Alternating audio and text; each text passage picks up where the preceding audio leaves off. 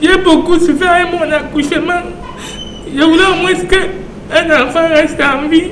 Lorsqu'elle arrive à l'hôpital central de Yaoundé, dans la nuit du dimanche 10 au lundi 11 mai, Anne-Christine Tsama est loin d'imaginer que son rêve d'enfanter va se transformer en cauchemar. Au bout de moult péripéties, elle va pourtant mettre au monde 4 bébés, dont 2 de sexe féminin et 2 autres de sexe masculin. Sauf qu'entre 1h et 17h, le lundi 11 mai, elle va perdre tout le fruit de ses entrailles. J'ai commencé à accoucher. J'ai accouché d'abord de 2 premières filles. Après, le docteur est venu m'examiner. Il a constaté qu'il y avait encore 2 enfants. Il m'a fait encore accoucher de 2 autres enfants. C'était les garçons. On a appelé une dame qui m'avait accompagnée ici, là. Que les couvreuses, il n'y avait pas de couvreuse. Mais les enfants étaient quand même sur oxygène.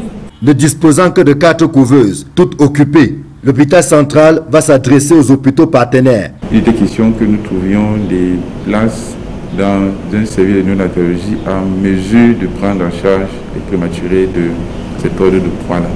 Malheureusement, toute équipe n'a pas pu avoir de place à l'hôpital gynéco-obstétrique de Yaoundé, à l'hôpital au CHU, en commun à la Fondation Chantal Biya. 4 places de couveuses ont été trouvées dans un service de néonatologie de la place, qui exigeait une caution pour une admission. Faute de moyens pour payer la caution de 100 000 exigée, la famille se retrouve dos au mur et les bébés qui étaient sous oxygène à l'hôpital central, dans l'attente de leur transfèrement, vont décéder l'un après l'autre, laissant leur génitrice sans voix. Je me sens mal parce que sur 4 enfants, je n'ai même pas eu même un seul survivant. Je voulais au moins qu'un reste en vie. Ce que je reproche seulement, c'est qu'ils m'ont d'abord caché la mort de mes enfants. Parce qu'ils ne m'ont pas dit que les enfants sont morts. Quand je pars pour regarder les 2 derniers enfants qui restaient, il y a une dame qui m'a dit d'abord d'aller mettre le foulard. Quand je veux donc alors repartir, quand je sors de la maternité, c'est là que je vois ma soeur. Elle me dit que les 2 autres viennent de mourir.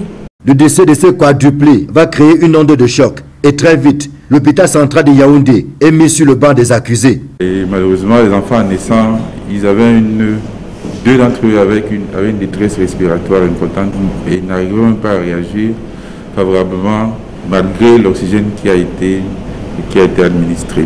Ce qui fait qu'autour de 7h30, nous avons perdu le premier.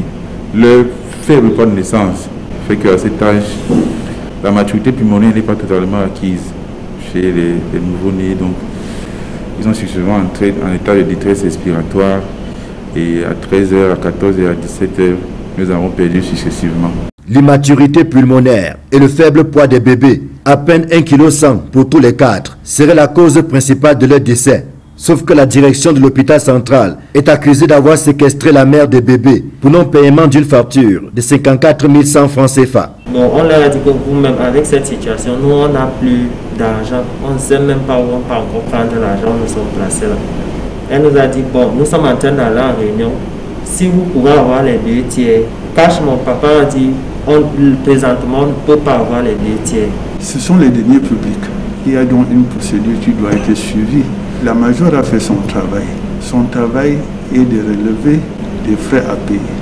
Il y a un service social qui statue de la situation de la personne et il revient à moi, le directeur, en fonction de la proposition du service social de prendre donc une décision. Donc, elle n'a rien à payer. Il n'y a jamais eu de problème d'argent parce que les gens disent du n'importe quoi. Il ajoute que c'est pour besoin d'observation que Christine Tsama a été gardée pendant 2 jours. Quand une femme accouche, surtout, elle a des quadruplés, il faut la garder en observation 48 heures. On est dans les délais. Elle aurait même pu sortir hier. Étant donné que je ne l'avais pas vue et que beaucoup de choses se disaient dans les réseaux sociaux, j'ai donc pris la décision de la garder aujourd'hui pour qu'on se voie. Donc il est question donc qu'elle revienne, qu'on lui fasse tout un bilan. On connaît sa situation financière, on va la prendre en charge pour l'accompagner pour les grossesses futures. Dans un tweet, le ministre de la Santé publique, qui dit s'être rendu à l'hôpital central, refute lui aussi la thèse de la prise d'otage qui alimente les réseaux sociaux en parlant d'un accouchement à haut risque qui nécessitait une mise en observation. Christine Tsama a finalement quitté l'hôpital central ce jeudi en compagnie de son papa, qui s'efforce de tourner cette triste page. La vie, c'est Dieu qui donne, c'est Dieu qui prend.